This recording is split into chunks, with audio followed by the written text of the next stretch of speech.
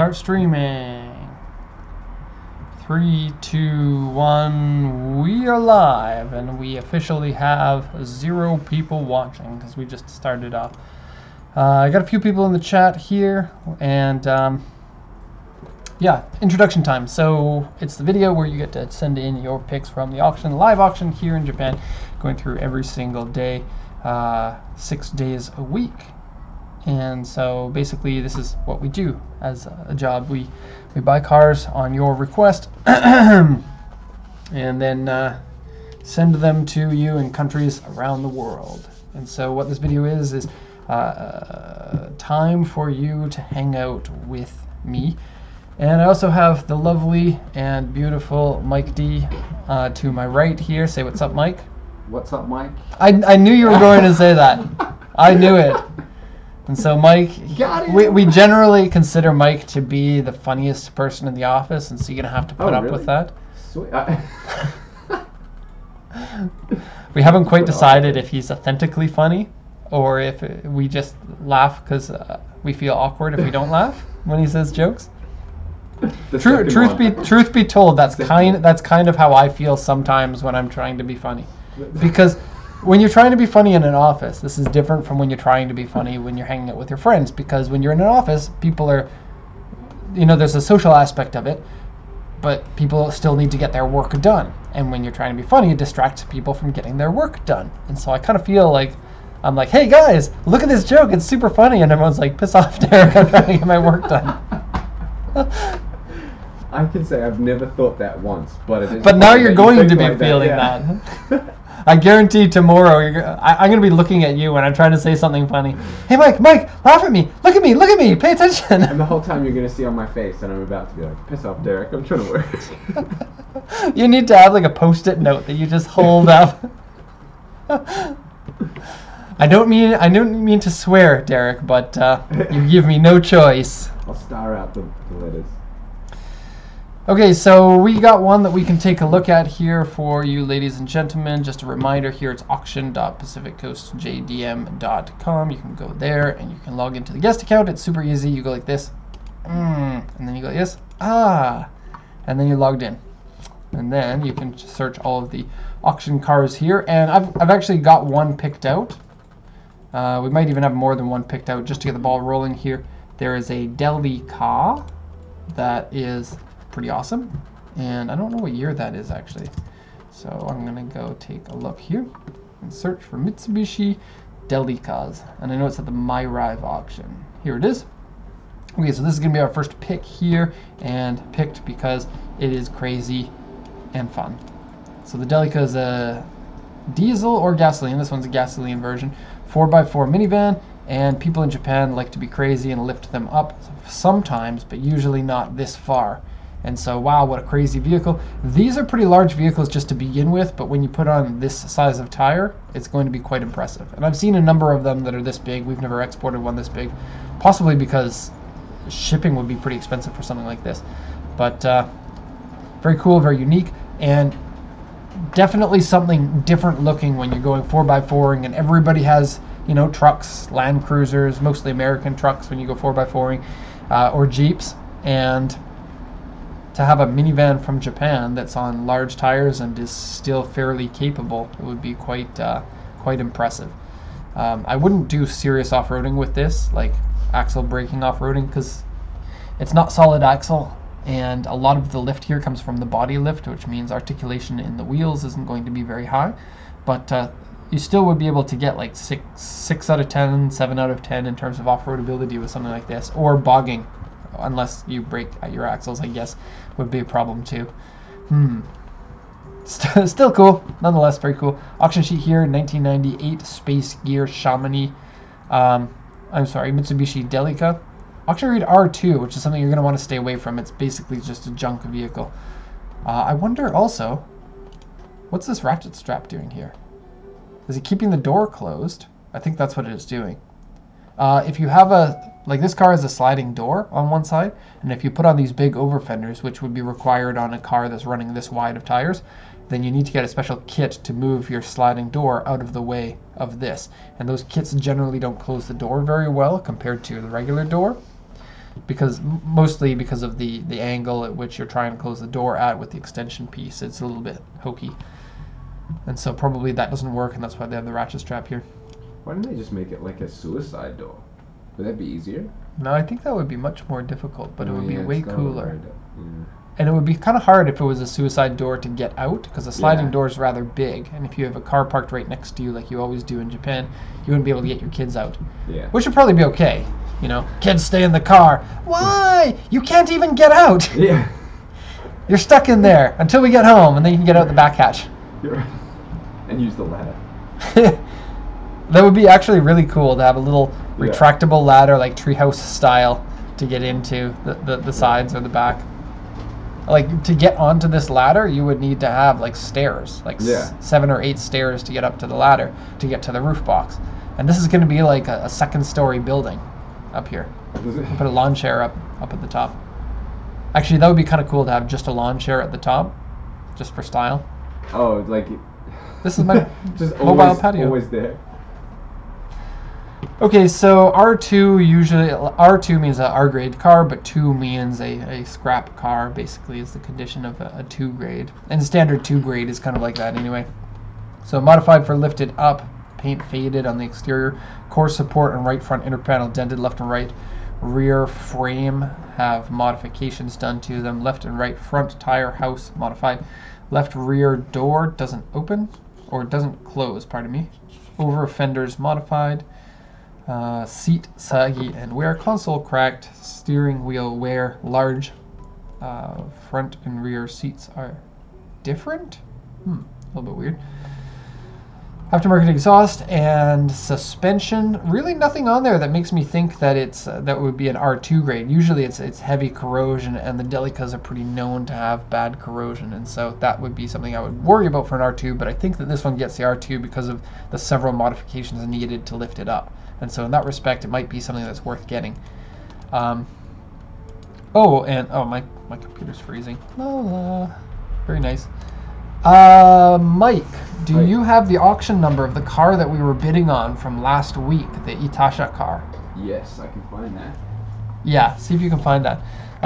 Okay, so this car here, I think this is probably going to sell for about 300,000 yen. Reasonable price, I think, for the condition. And I don't think a lot of people are going to be into it because with the lift, it ends up being rather expensive to ship out. Like, shipping this to Canada might be about 2,000 Canadian dollars or so. Still cool. Okay, so last week on the stream, we found a car. Somebody sent it in, and we loved it so much that we wanted to bid on the car, and we did bid on it. And I asked you guys for suggestions for how much to bid, and I kind of took your guys' suggestions for what to bid. It ended up selling for way more than I think that the car's worth, and so I was a little bit, I could say I'm upset that we didn't get it, but at the same time, I really didn't need that car because there's no way I could sell it. So let's just bring that up, and I'll show you. Yeah, so if I like the cars that you send in enough, I might bid on it, or you guys can if you have an account set up. Ooh, so here it is. So the car sold for 131,000 yen, and we had bid 39,000 yen, and I think it's worth closer to 39,000 yen than it is 131,000 yen, because if this car had no stickers on it, it would probably sell for 10,000 yen or 20,000 yen. Because, for one, Preludes aren't that expensive. It has unknown mileage, but the odometer in there has miles at 206,000. And so, and automatic transmission. So really not much that people want in a car other than the looks of it, which are pretty insane, and that's why I wanted to buy it. But it turns out that somebody wanted it much more than I do. 131. I don't know what you're going to do with a car at that expensive of a price. It's really quite crazy. And so there is that. So let's shut that down. I would love to see that driving around. I would love to see that driving around with me inside. But I guess if I'm inside, I wouldn't be able to see myself driving around in it. I would love that more. Do you ever pull your car up to like a building that's made out of glass where you can see yourself in the car? Yeah.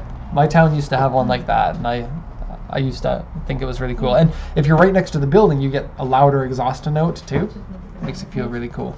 Wow, this is how cool everyone thinks I look. Yeah, I don't think that that's what was going through my mind. At that time, I was driving a Mini, and so it was kind of, yeah. All right, so thanks everyone for putting some chat in here. I'm just going to go over a couple of them, and then we'll pick out some of your guys' questions to answer. So feel free to ask anything that you want on the video, and then we'll answer your questions as we go to the best of our knowledge. Sizable scar on your hand, where did you get that? That's a good question. I don't have a good answer to that, but it may be a little bit funny, and I'll get to that in a sec. Or you can send in your auction picks from our auction system here, and so that's really easy. All you do is you go to the URL that's down here, auction.pacificcoastjdm.com, and then you can, it's a fairly easy system to use. You put in what type of car that you want, Isuzu for some reason, the years, transmission, any of that you don't need to put in. You can just put in what type of car and see what they have. Apparently no 117 coupes for sale right now, but that's fine. It's a rare car, so not unheard of. Oh, I need water. And then you pick the cars that you want to take a look at. None of these look interesting to me. So let's see. Let's go take a look at Skyline Gtrs just because that's fun. Skyline. And we'll do 1999 to 2003 in here, because that's the R34s. 2002, pardon me.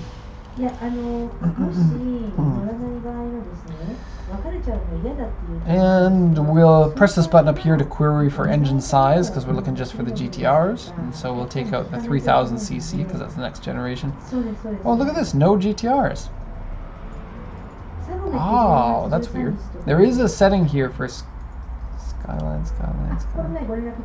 Ah, that is really weird that there's no GTRs right now. They are kind of a rare car. People don't realize how much more rare the GTR is than any other. So, yeah, a four-door like this, 183,000 kilometers, body is in fair condition, lots of damage-ish things. I think this is probably worth about 650,000 yen, so about $6,000 US. Not importable to the US, but for most countries it is. I don't know why the US doesn't like to have, I mean, I do know why the US doesn't allow newer cars, but I don't think that that's in the best interest of the USA.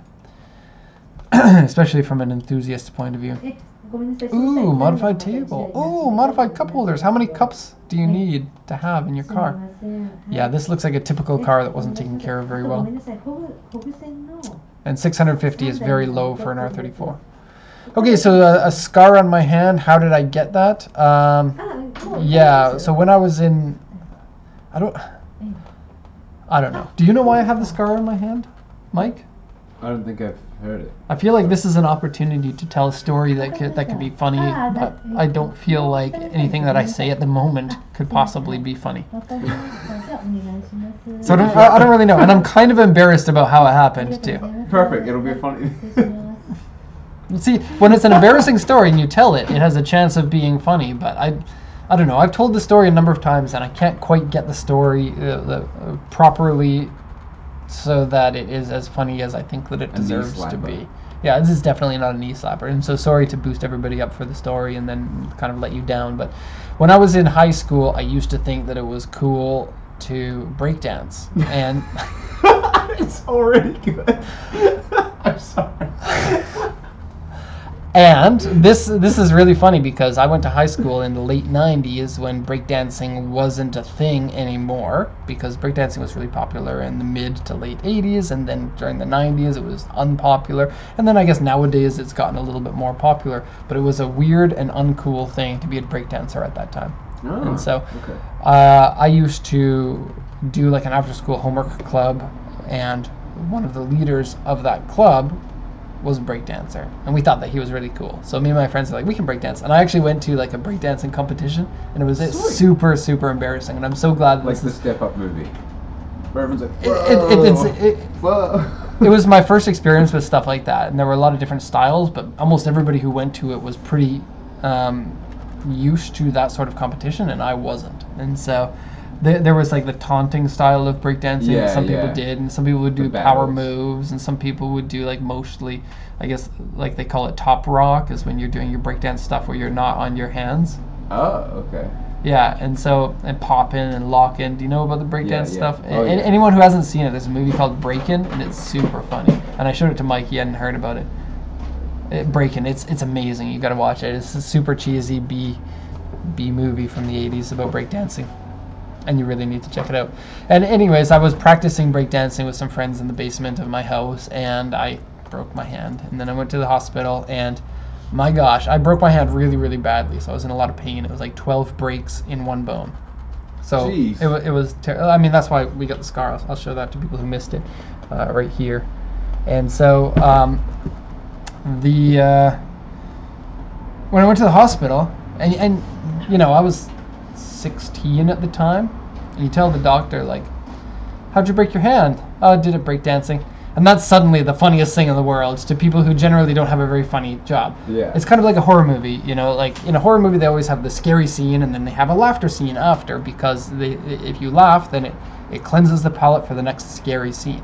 Doctors, they get to see tragedy after tragedy all day long throughout, like in the emergency room, that when something's funny, it's probably overly funny. And so every gosh darn nurse in the hospital wanted to hear about it. And so when one nurse finds out, she's like, hey, wait here. And she brings her coworkers, and they all come and laugh at me, and I'm in excruciating pain, like, because I had no cast on at the time. Hey, tell us again how you broke your hand.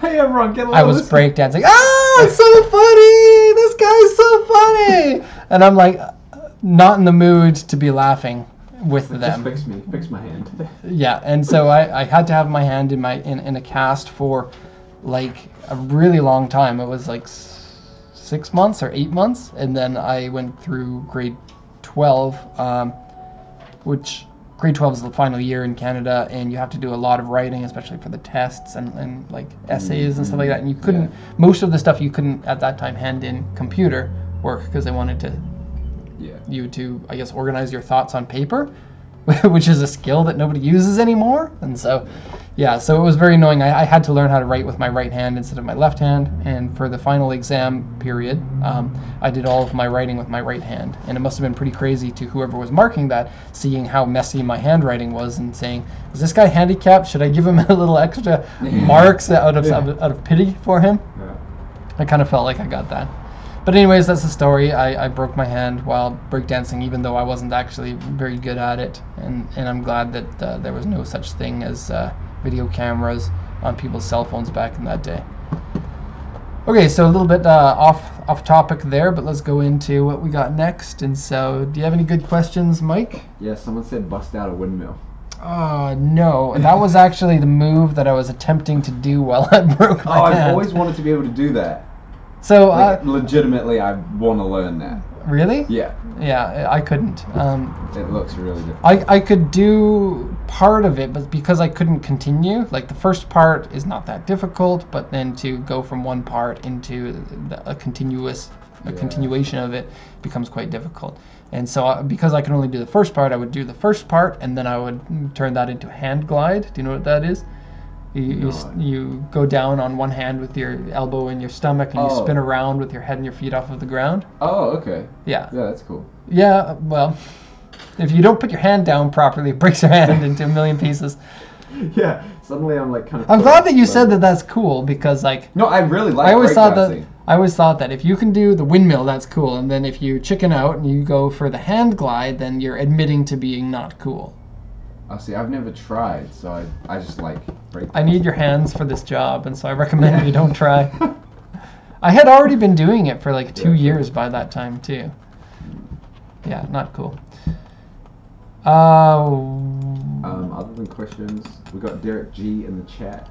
Oh, Derek's in the chat. Hi, Derek. Good to see that you're here. I know you. You have the same name as me, but I don't know you very well. Instantly cool. Yeah. We got a lot of returnees, a lot of people who are coming in every time, so thanks for coming. I had a car. Mm-hmm. Got a choice of an old RX-7 or a Sunny truck. Old RX-7 or Sunny truck. I'll pick whichever one that somebody in the comments says first. Don't pick the RX-7 because it's at USS. USS car? Okay, yeah. Sunny truck it is. 88015. We get quite a few people asking about these now. Cool. I think because a lot of people know that sunny trucks were a big thing for me. A lot of people, they think that if they pick the sunny truck, they have a better chance of being picked with their cars. Okay, so that is a really cool looking sunny truck. I think it's nice to be lowered. It's not too extreme. It has the extra lip on the front, and it looks good with the white and black with the Watanabe wheels in it. And it looks to be fairly rust-free. So, and a long body or long bed version. Very cool, actually. Good pick on this one. Okay, so we'll go over the auction sheet in just a second. The reason why I love the sunny truck is because they made these until the mid-90s. This one's an 87, and so an 87 would have still been original circle eyes. But they made them until 95, but they're essentially a 1970s vehicle that hasn't changed very much. It uses a 1.2-liter 4-cylinder carbureted engine, and 1970s cars are awesome, but they stopped making, the thing about them is they stopped making them for the most part, and that means that all cars got more modern, and the charm of the 1970s cars has gone away with the era, except for in this vehicle, and that's part of the reason why I like it so much, is you get that 1970s charm, but you get a kind of newer vehicle, even though it's not mechanically or technically any newer. But there are 4-speed manual transmissions into them. They're small and rear-wheel drive, which is another rarity in cars, especially past the 70s. And yeah, they're just really cool cars. Downside about them, I think, number one, the condition is often pretty bad. Prices are starting to come up quite a bit recently. And you don't get a lot of room inside to sit. So I'm 5'10", and that's pushing it a little bit. And they're really slow with the 1.2-liter engines, but apparently they last forever. That's a Datsun 1200 Ute. That's cool. You must be in Australia or New Zealand. In Canada, I don't think that we got these. We got the 1200s in Canada, but not the pickup truck version of them. And then in Japan, they're called Sunny, of course. Auction sheet here. Okay, so 1987 Sunny truck, long. The long one's 30 centimeters longer. I think the short one is the one that people prefer, but the long one, I guess, is more useful. The short one does look a little bit better, I think. But I'd go for either of them. Don't really matter. Doesn't matter as long as the condition is right. So Watanabe wheels, lowered Nardi steering wheel. Is it true? It is true. Doesn't look in the best of conditions. Round headlight version, driver semi-bucket seat. A lot of people would put aftermarket seats in these, and usually the aftermarket seat is not appropriate for me because a lot of them don't fit as nicely as you would want them to. Look at this, there's the Moon Eyes logo. A lot of classic Japanese cars, yeah. People like that. Ah. Hey, look, they got two of the same picture on here. They're exactly the same picture. Oh, spot the difference. Oh, is there a difference? No, I don't know. Sorry. Huh. Condition-wise, it has fender mirrors. Front floor member has a corrosion hole in it. End panel dented. Underside surface rust, corrosions and repairs. Dashboard's cracked. Interior has been modified in various ways. End panel is dented, bed and sides scratched and dented, taillight cracked, and a 5-digit odometer, so you don't really know the mileage it could have rolled over. And it's not an original white color, and the seller didn't say what color it was originally. And my guess on a price on this is about 480,000 yen. So it's about 4,000 US dollars, which seems a little bit pricey, but prices are going up. These used, like this same one 4 years ago would have been under 200,000 yen. And so we're seeing an increase in the price as it's getting harder and harder to get one of these Sunny trucks, and prices of 70s cars themselves are going up a lot in the last 5 years or so. Okay, so on to the next one. How about Proton Jumbuck? I don't know what that person's talking about. Sorry, Joe Newberry. 1990 M3. That's cool. That would be an E30. Maybe we can check that up. Bill Courtney sent that one in, so thank you. My parents had an 87 with fiberglass top. That is rad. Actually, I've seen the fiberglass tops on these, and it would be so hard to find one of those tops that goes along with these, I imagine, because I've seen so few of them. And so I'd love to see a picture of that. Someone sent in a USS Yokohama, but we can't show USS auctions because of copyright. Would you like a STI? Is that the one that Leslie Lee sent in? Yes. Okay. Arrived, 65093. Oh, there's a different one that Leslie sent in, but what's that one? 65093. Sorry, I'm off the chat. The other one was a BRZ or BRZ 65093. Yeah, Oh, GC8. never mind. Pardon me.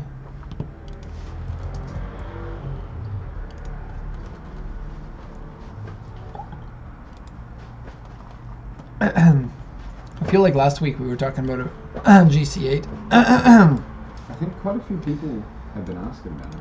Yeah, people like these cars. I've driven one for a bit. One of my friends slash customers bought one. It wasn't legal, and he's like, "How would you like to drive that as your personal car for a few months?" And I was like, "Do you really have to ask me? I would love that." And it was similar to this one, but it was a version 3, and this one is, let me just see, 1996. This would be a version 3 as well. But mine was a WRX, not an STI, but still had the version 5 back wing on it and had rally decals, and it was super rad. It was, let's see if we can find a picture of it. GC8.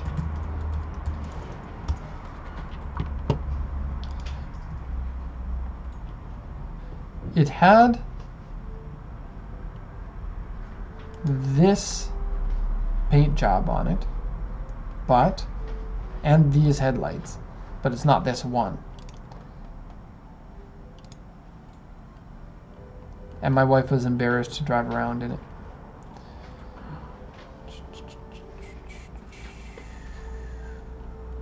I was kind of hoping that somebody who oh, I can't stop looking at that. Whoa. Okay. Sorry, this is not Derek porn time. Ooh, comes with a catalytic converter. That's nice of them. Okay, so this is a 96 STI. Auxiliary 4, interior C, exterior C, 133, 200 kilometers on it. Purchased from user. It's a one-owner vehicle, which is kind of cool. A one-owner of these is fairly rare. They're usually a car that has had plenty of owners, because for a very long time they were really cheap cars. And so people would not want to have the cheap car anymore. They'd want to buy something nicer. And so for somebody to have this from 1996 until now is very, very uncommon. Aftermarket exhaust and suspension and steering wheel is aftermarket. Hate the steering wheel. I would change that immediately. Not only is it broken here, but I can't stand a steering wheel that's not completely round. If it's a little bit oval, which most steering wheels are, then that's fine. But if it has a flat bottom, or if it has any sort of like a bump here, I don't like that. I find it's annoying to use. Okay, windshield rock chip, interior scratched, wear and dirty and stain and rip. And then it has a car wash from the auction, interior and exterior, and seat is saggy. Looks like condition's pretty good as far as these go. There are a lot of really, really bad condition GC8s, and so this one looks like it's pretty close to a prime car for the age. Has some paint fade on the back bumper, paint peeling on the front, and then average damage, I would say. Definitely something that I would recommend. It's a 96, so not yet legal in the USA, but the 92s and 93s are. But the STI from those generations is fairly uncommon. And this is the STI spoiler for the version 1, 2, 3, 4. And then they got bigger ones from 5 and 6. And then the WRX non-STI version has a lower spoiler than this. But I prefer one with the bigger spoiler. I'm one of those big spoiler guys. This looks like the STI exhaust. And these black pieces are original on the back. And these wheels are original STI ones. And the mud flaps. Cool. I like it. Price-wise, might see this go for about 700,000 yen these days. So 6,200 US dollars. Very rare Mazda. Somebody sent in a very rare Mazda, and I want to know what it is, except that they didn't say what it is. TAA Kinky 7228. 7228.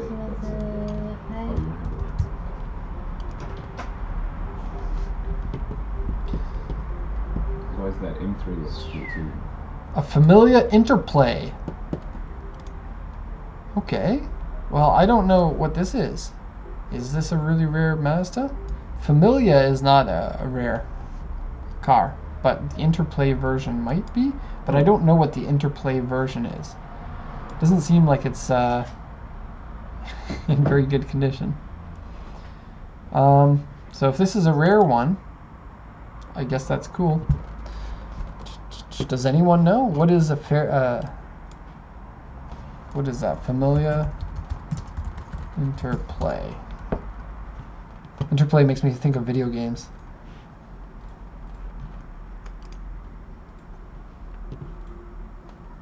I don't know, it looks pretty regular to me.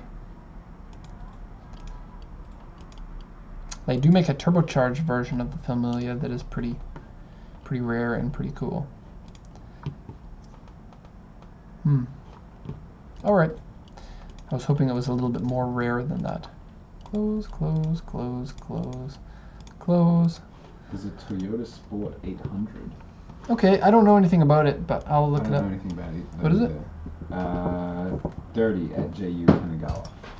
The Sport 800 uses a boxer engine, which is weird to think of a Toyota with a boxer engine. It's a 2-cylinder boxer engine, and boy does it look weird when you open up the hood. And then it's rear-wheel drive, front engine, rear-wheel drive, I believe. Yeah, so there's the engine bay. You can see that the 2 cylinders are right here. Twin carb. Pretty crazy to have 1 carburetor per cylinder on it. Very cool indeed. This looks like it's the heating unit because it's an air-cooled engine. You don't have the radiator and heater core to run your heater, and so you have to have an electronic heater. Everything looks really clean inside here too. You can see the coil on there. What else? A distributor with only 2 wires. That's a weird thing to see. I guess unless you like bikes. A lot of bikes, like a V-twin bike or something, would have a two cords on their distributor, but for cars, not very many 2-cylinder cars out there. And it's actually pretty fast, considering it's only a 2-cylinder. Toyota made a car called the Publica that we've sold before, and it's basically a Sports 800 in a sedan format. It's a cool car. I think that they're probably going to be pretty expensive. Starting price on this is $1,000,000 yen. I don't know the value of them at all, so I would just be throwing a price out if I were to try to guess, but the condition looks to be pretty good. This silver, I'm not sure if that's original. It looks kind of like a silver color that they wouldn't have had back then. It's a 1967. And the trunk being this shiny and this same color leads me to believe it's had a full repaint, including trunk and interior. A UP15 Sports 800, and the seller didn't really say anything. No sales points. It says mileage is unknown, and that's basically the only information that we get about the car. 5-digit odometer. Right front side member and inner panel have repair marks on them. Left rear inner panel has been bent. Steering wheel center cover is cracked, and that's kind of a big deal on a car like this, because original parts would be impossible to find, and the value of one with original parts would be way more than anything with aftermarket parts on it. Interior liners and seats have been relined. That's kind of cool. Full repaint, including repair marks and paint wave. And that's something you have to be careful about. If you buy one of these, there's really no way to tell what parts have been rebuilt, because this old definitely has been rebuilt at least once, if not more. And so sills, around the fenders, in the inside of the trunk, you're going to have to really be okay with having repairs on things like that. Jack and spare tires are missing. Body is good, but that's another thing. In a car this old, if the body is this nice, then that means it's been repainted, and a repainted car you got to be careful of, because there's a big difference between a well repainted car and a poorly repainted car. Someone said shucks. I actually just said shucks this morning. What a coincidence, because I haven't said shucks in probably 7 years. Shucks. I think that's a funny word. There are certain words that are just funny. Mike was mentioning the other day that he liked it when John Oliver said that he was a snack, and I've since you said that, I've been seeing that everywhere. People saying like, right? A person is a snack. Yeah. It's the first time I'd heard it as well, and I was like, what? And I'm like, oh, this is a thing. I love it. Right. I love it when there's one word that just perfectly describes something in a funny way that most people it just kind of flies by them, but for some reason it's really funny to me. Yeah. Looks like an absolute snack. Thanks for looking at that, Mazda. You're welcome. Would you Please, like- someone send an E36. I can't find anything, and I'm on a phone. An E36. Okay, well, let's see if we can find an E36.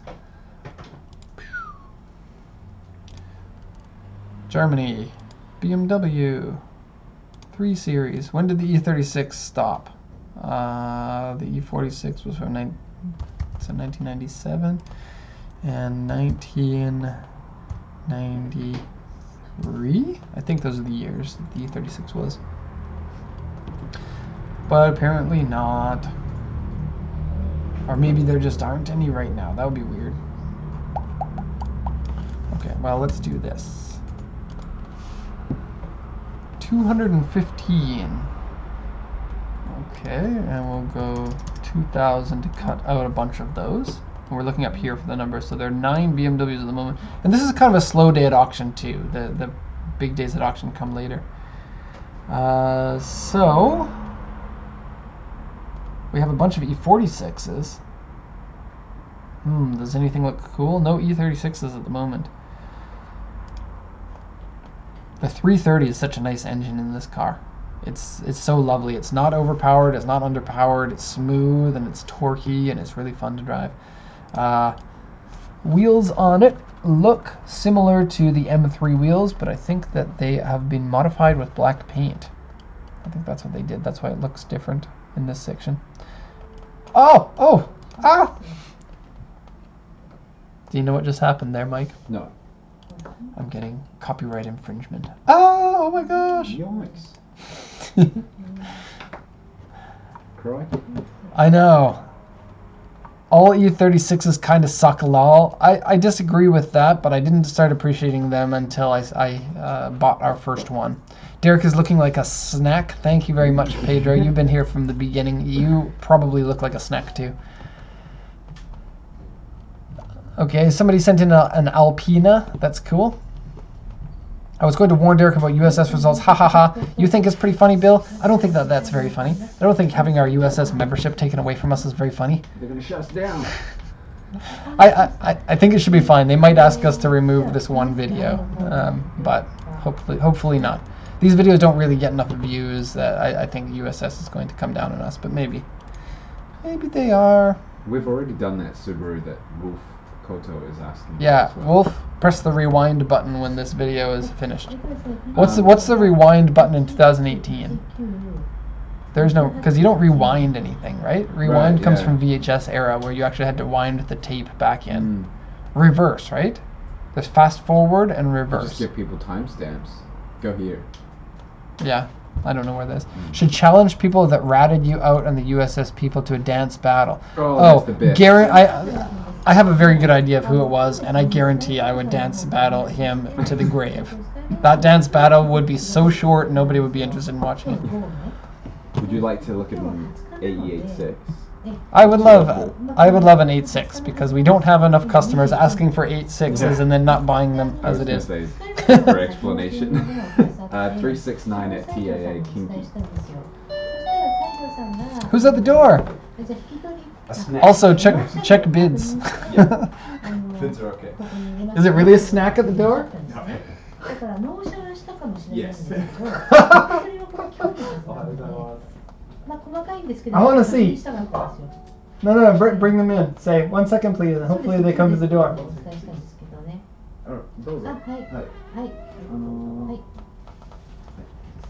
We can't show him on the video, but he is a snack.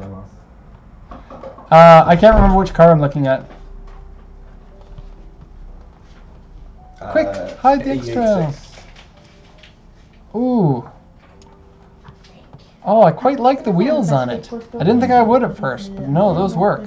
With this color on the Panda, it's good. This is a good looking car. Proper amount of lowered without being too low. Paint looks good. Looks like it might have some alignment problems on the hood, but they all do.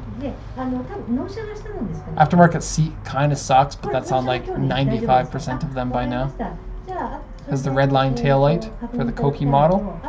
Big exhaust, which is going to sound terrible on this car, but in a good way. Oh, lots of notes here. That always gets me a little bit worried before I start reading them.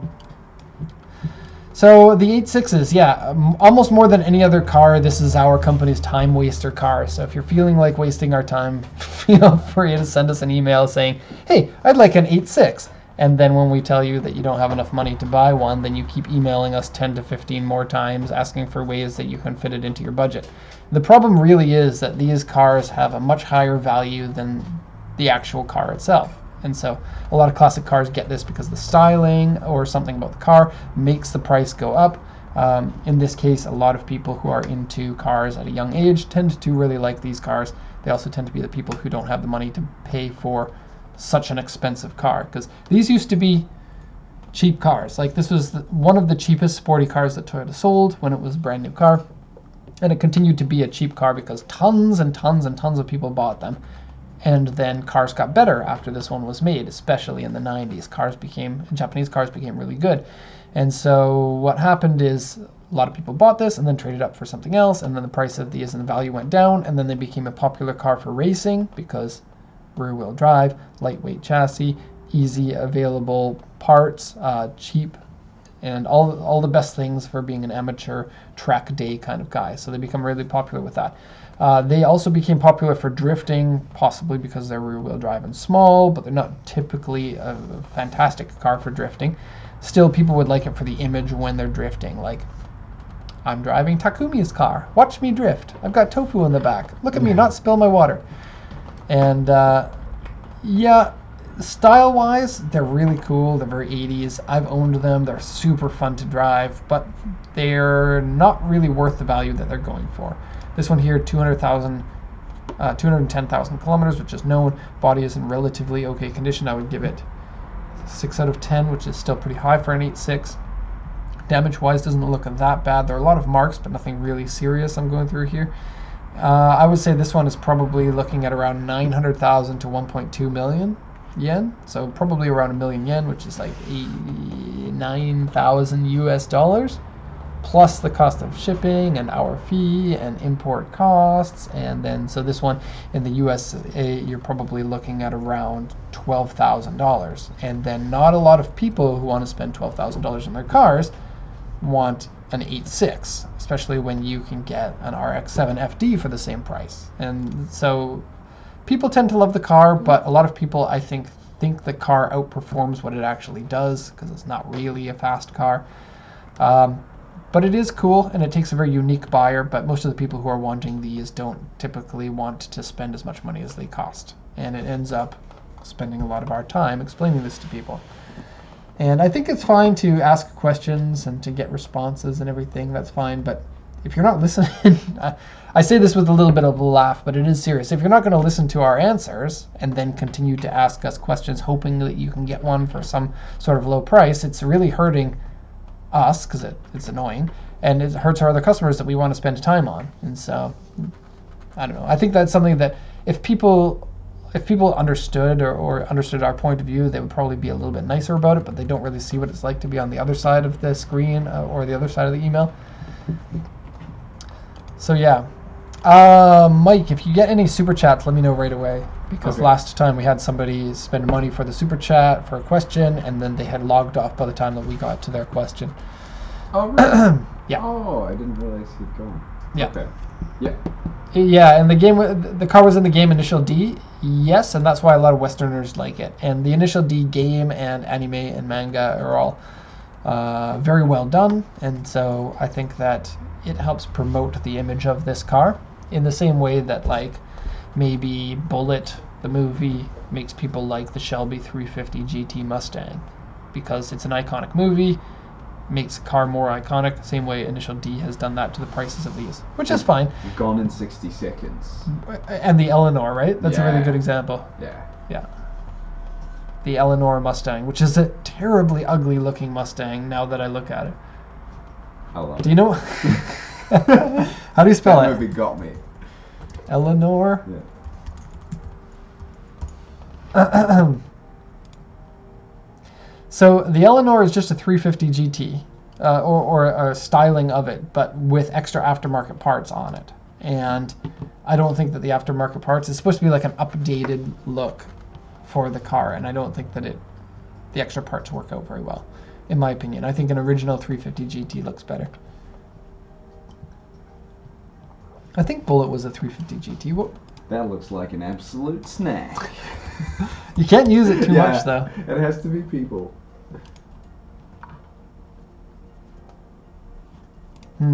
Which Mustang? Was it just a regular Mustang? I think it was a GT 500, wasn't it? The Eleanor? Well, the GT 350 and 500 had a stripe along the side here, but I don't know if that was optional. See, whenever I talk about American cars, I'm going to have everybody drop off of the video. There's going to be people who are like, why are you talking about American? They're like, no. Here's a picture of a guitar, everybody. How would you like to see that in this video? Yeah, a lot of people who watch this video aren't particularly interested in American cars, and I know so little about American cars that I'm not able to really keep up with any sort of conversation. Here we go. So this one here is a GT 500. That's the stripe that I'm talking about on the side. And usually, you can look at that stripe and go, oh, that's a GT 500, or at least a clone of it. So does that look like this? Or is that even it? This dirty one up here looks like the actual one. And then it has an extra vent there. I don't know. Let me look in the chat. Nobody's interested. You gotta say it with style though, guys, lol. So the... Lookin' lick a snack. It's kind of hard for me to understand a style or tone or intonation through text. And so, Mike, can you say looking like a snack with style? I just do it how John Oliver says it. Do it. I think. That looks like an absolute snack. That's pretty good. It's stylish. That's how I imagine it. And but you also you have a New Zealand accent, so everything that you say is going to automatically sound cooler than somebody who doesn't have an accent. Because I don't have an accent, only you do. You almost hooked me in on that, and I was like, wait, we talked about this. The Bullet Mustang was its own model. And this CLP guy knows everything, by the way. Eleanor was a 1967 Shelby Mustang GT 500 fastback. Ooh, Dun, dun. What a snack. What?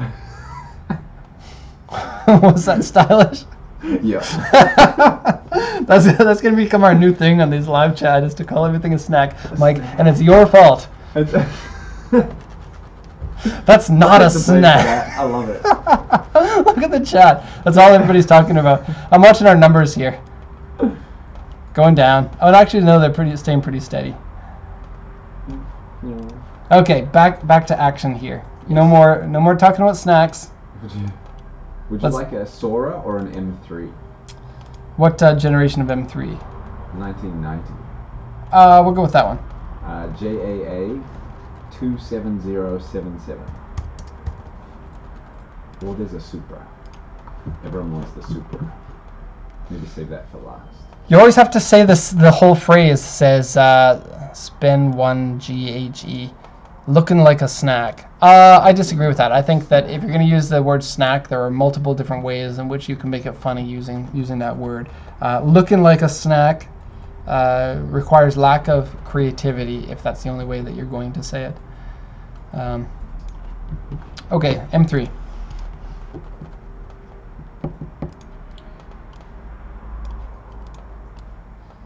Okay, so let's line up these pictures. Oh my gosh, 38,000 original kilometers on an E30. Yeah, the start price is... But the car can't idle properly. Okay, let's read over the sheet and then I guess I'll talk about it. So it's a 1990 BMW M3. It's 2.3 liter engine. They came in 2.3 and then some limited models came with a 2.5 later on. They're much more expensive though. Only homologation versions of it. So an auction grade 3C. 38,000 original kilometers, authentic mileage. It comes with the Euro bumpers and was an imported car. And so that means it has the Getrag transmission too. Oh, here it is, Getrag cross mission, which is a, I don't know what cross mission means. We looked it up, and cross mission means low ratio transmission.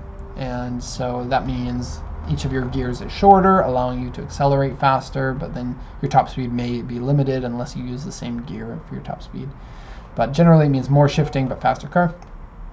But in this case, they always talk about the M3 having the cross mission, and this also has a dogleg transmission. They don't have an interior picture, but dogleg means that your gear location is in a different spot, and so typically you would have the 1, 2, 3, 4, 5 like that, but instead the 1 is down here, and then the 2 is up here, and then 3, 4, 5. And the reason for that is because when you're racing the car or driving quickly, nobody's ever going to use the first gear, and so it takes the first gear away from everything else and puts everything else in an H pattern, which is really easy to shift into without making a mistake.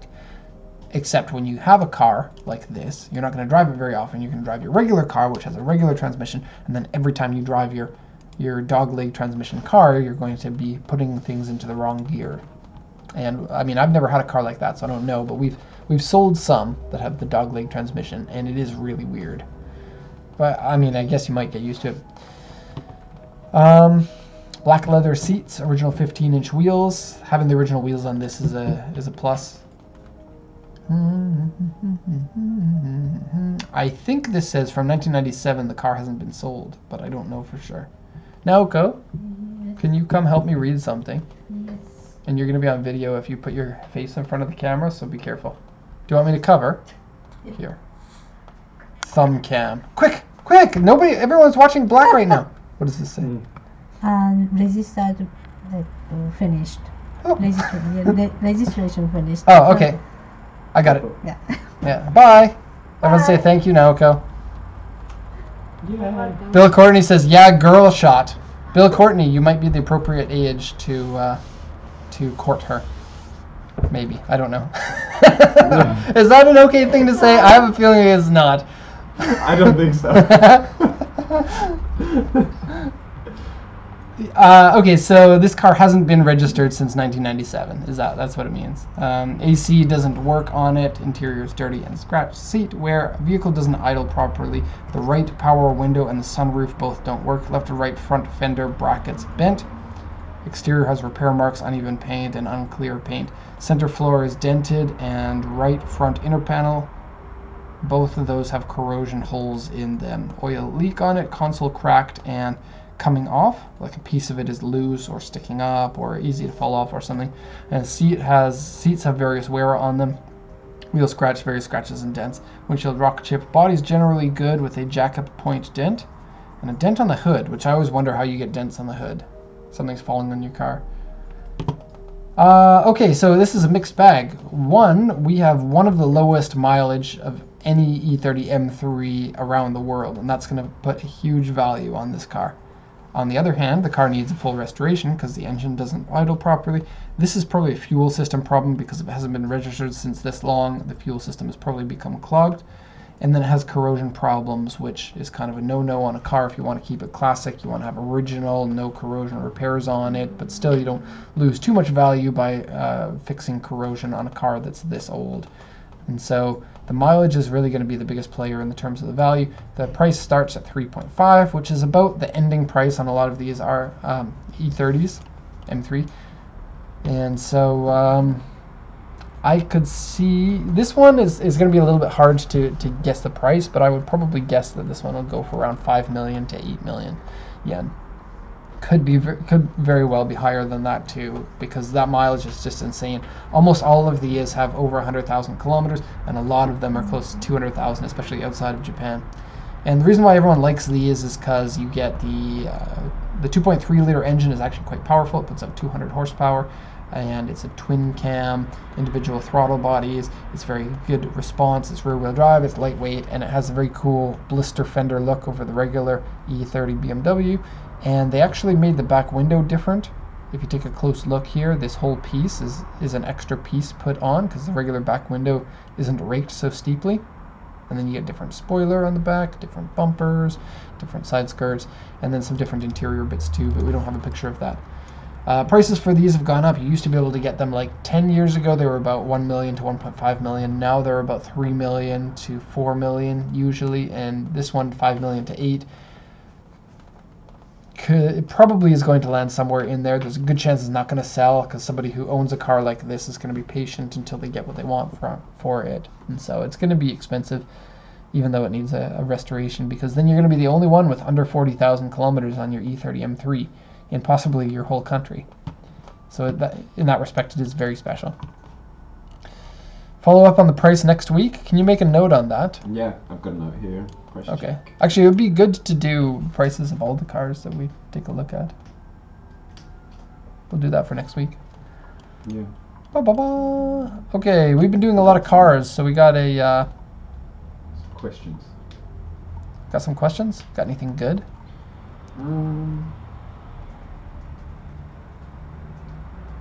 Just a lot of people asking for certain cars and pricing on certain cars, really. That's fine. Are Nissan S15s fast? I know it's kind of a stupid question, but for an old car, it may be slow, so yeah. Depends on which kind of car that you're comparing it to. The S15 is a rear-wheel drive, fairly light car. They're 1,200 kilos. Nissan, I'm just going to show everybody. QRS TUV. Did I pass it? Here it is.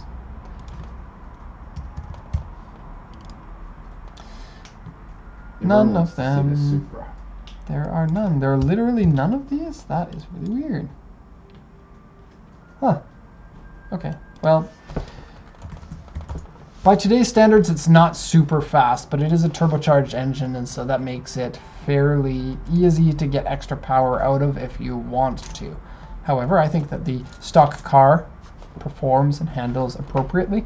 250 horsepower out of this? I think it's 250. This is something that I've known for such a long time that my brain has stopped recycling that information. For the turbo ones? Yeah. Turbo ones are 250, right? I would think 280. I don't think they got 280 until no. the VET version of the engine. Oh.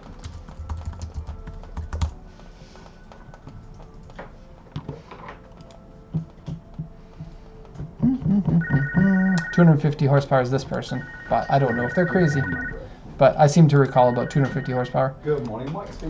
Mike's left us. He's on the phone with somebody. Hi, Tobias. How are you? Yeah, good, thanks.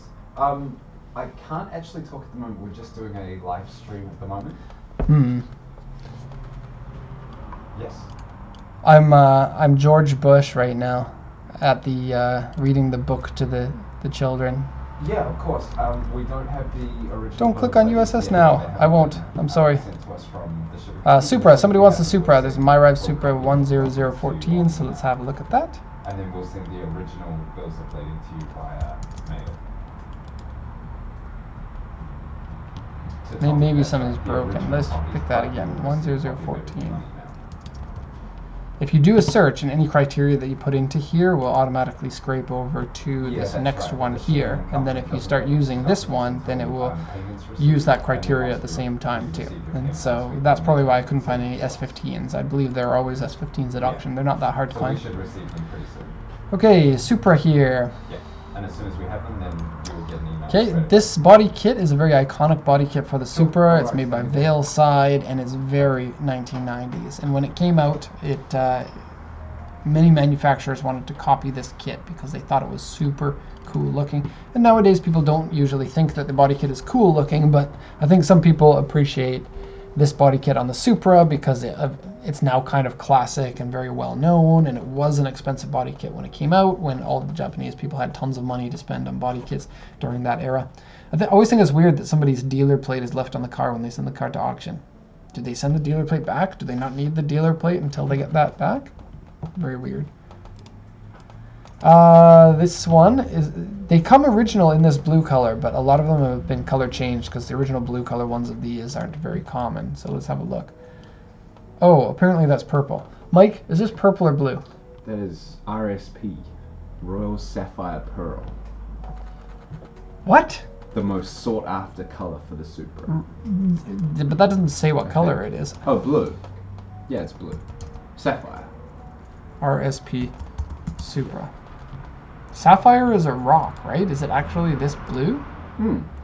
Yeah, so a lot of people like this blue color. Apparently it's RSP. Mike is in the know here. This one's been color changed though, and so yeah, a lot of so it people might color not be. change them because Yeah. if you get the authentic one, you could be spending several $1,000s more just to get one in that color. Yeah. So carbon fiber hood, full body kit. Not really down with the wheels, but again, they kind of match the body kit because they're kind of 90s style. Our Zen Supra means it's got the twin turbo engine, or it has the twin turbo engine. Somebody in the comments once told me I can't say it's got anymore because apparently I have to really watch how I speak. I don't know. Tons of people say it's got a 6-speed manual, it's got an R grade, it's got C-grade interior and exterior. Somebody was like, ah! You're killing me! He's stabbing scissors into his ear. Stop it! I warned you. I like how they called this the late model rear wing and side arrow, as if the car actually comes with that. The seller thinks that those are the original parts in the car. Oh, you got a super chat. Super chat. Woo! Super chat! Okay, I'll get to that in just a second, Mr. CLP. I know why he's super chatting too, because I complimented him. I'm going to compliment everybody. Let's see. S15 is the world's fastest 4-cylinder dragster. Cade Sabrate, you're cool. It's crazy. Yup, it's blue. It's crazy. Bring in the super chats. Oh, I see. It's running out. Okay. Yeah, so if you do $5, then it stays up at the top, and I get to see it. If it's under $5, it just goes through the chat, and I don't get to see it on my screen. Right. Yeah. Okay, so color change. Car has accident damage. Left front inner panel, left baffle have both repair marks on it. Engine room had some rust in it. Aero part scratched. Dashboard comes up, seat saggy. Rear hatch damper doesn't work. The reason why is this back wing actually weighs like 12 kilograms. So it's really heavy for the back struts, and so it puts extra stress on them. And all the cars that we've sold with this back wing, which has been plenty, the back struts don't work on those cars. I don't even know if the back struts are strong enough to hold that wing up. Timing belt has been replaced according to sticker. Alternator has been replaced according to a warranty paper that comes with it. Various modifications to the car, so see in person for details. Comes with inspection history papers. Exhaust. What do we got here? Oh, I'm sorry. Late model veil side arrow. So the seller isn't as dumb as I was accusing them of being. I'm sorry, seller. Please join the super chat. Including the rear wing carbon hood with hood pins in it. Not a huge fan of hood pins. I don't like drilling through putting holes in cars and making it inconvenient to open the hood. Or maybe it's just because I open all the hoods. If you own a car, you don't open the hood that often. Not as often as I do. But those hood pins usually don't work. Yeah, Or work often they badly. don't work, Yeah. right? They're hard to wiggle out. Especially the ones, like these hood pins are fine, but the ones that have like the clamp that closes and locks in so that it's flush, those ones often don't work. And the plastic gets old and then they break easily.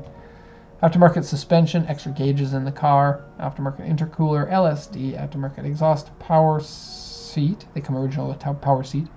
Air filter, aftermarket 19-inch wheels, and aftermarket steering wheel and shift knob. 106,000 kilometers. Everything, I like everything about the car except for the color change-ness of it. And chances are they use the official Toyota paint, but there's no guarantee for that. And if they didn't, you're not going to be able to repair anything because you won't get the proper amount of pearl because it is a pearlescent paint.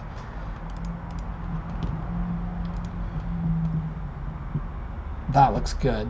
Oh my gosh. Yeah. This one here looks way better than the Veil Side Kit version, even though I don't like the Veil Side Kit, but on the Supra it makes sense. It kind of has a little bit of a charm, and so I would be able to put up with it only on this car. But What about the Veilside RX-7? No, You don't like it? do not. Han's car?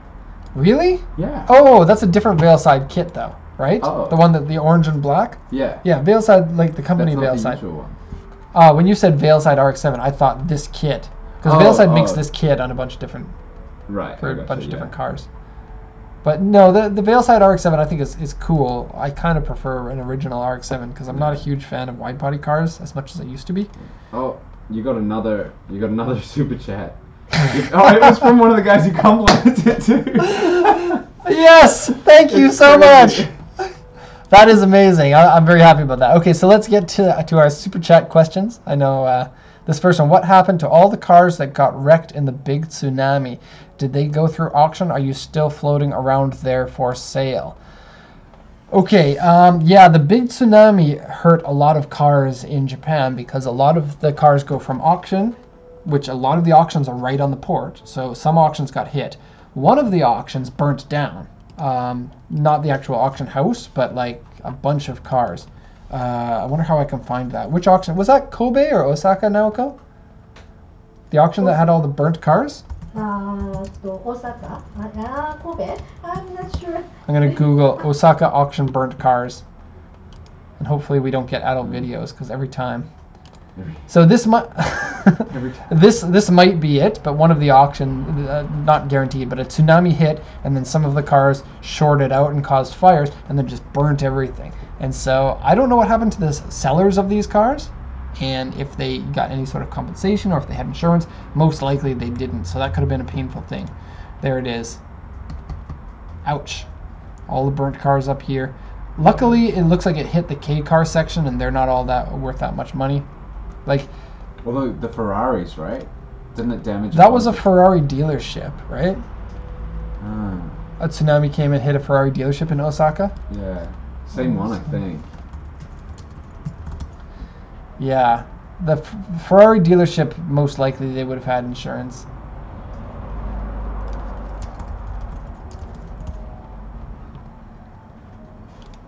I don't know if this is it, but that's a sad picture.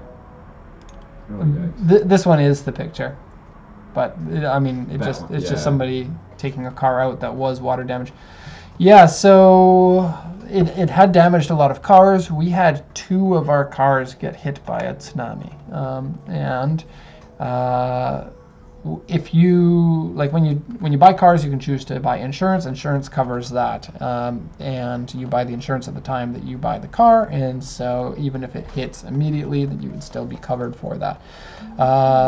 If you don't buy insurance, that's going to be one of the decisions that we as a company have to make on a per car basis, and then it's not going to be an easy thing to tell people what's going to happen about that. Good idea to get insurance for the cars, and then you don't really have to worry about it. You pay for the deductible, and then they'll pay for the price. Like we only sell really good insurance. We don't sell anything that's going to be like scammy type insurance. And so the insurance that we sell, the deductible is $250, but it covers the price of the car, covers our service fee, covers shipping, plus 10% on top of all of that. And so it's a really good package in terms of insurance.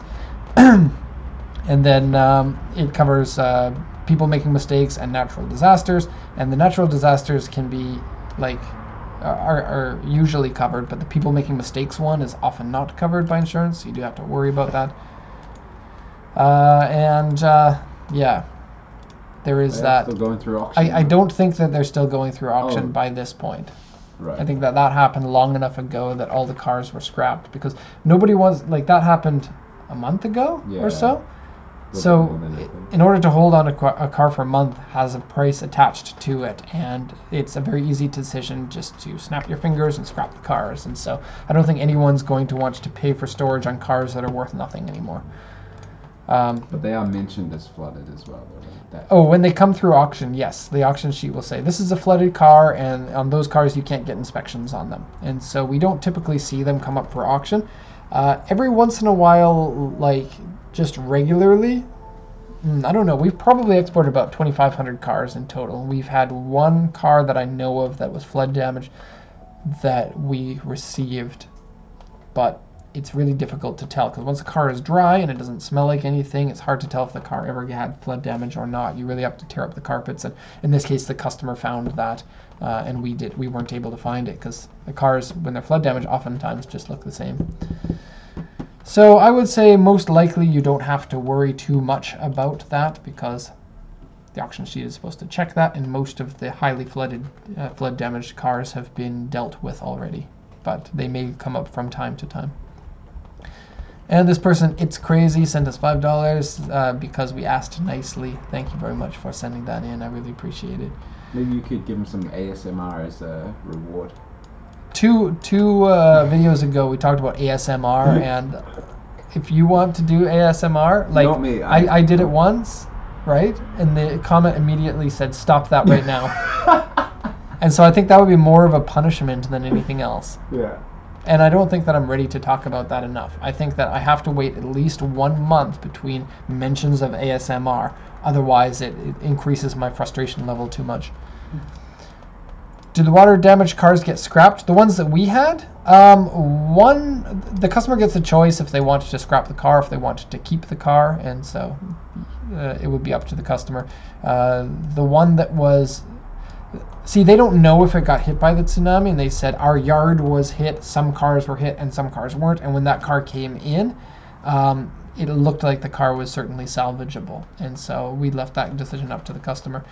The other one we're still in the process of working with, and we don't want to really get into the details of that until that's settled. And, you know, thanks. I've been wondering about that for a long time. Okay, you're welcome. Thank you very much for the super chat. Very cool. This is 2 super chats in 1 auction video. That is a new record. New record. Hey Derek, are there ever any Ford Sierras or Mark 1 or 2 Escorts? No, there are some in Japan. They have gone up in price, and so people aren't selling them. Nobody wants to sell their Sierra Cosworths or their Escort Cosworths anymore. They come up every once in a while, but they tend to sell for prices that I think are too crazy. They're 3 million to 7 million yen now. Someone says, hello Derek. Hello, Kidney Ramos Gonzalez. Also, we are over time. That's cool. Oh yeah, oh my gosh, we're over time. Okay. Yeah, but the super chats. That means we're done. Yeah, and I guess we have to go over time when we're doing super chats. You guys are paying for our time, which is kind of funny because we're 10 minutes over now, and then I guess the super chats is a 10 minutes salary. We can't pay for our salaries that much money. And that just goes to show that everyone else gets a really good deal because we're doing this for free for you. You get the freeness for you, which is great. Anyways, said you're cheap. $1 a minute. You're cheap. $1 a minute. Derek is cheap. $1 a minute. Actually, yeah, I don't. Maybe I shouldn't get into how much salary that I make, but it's actually less than $1 a minute. I don't know. I don't think paying myself an awful lot really makes a lot of sense, but yeah. Maybe we could talk about that next podcast. We're gonna go now. Bye, everybody. See you later. Bye.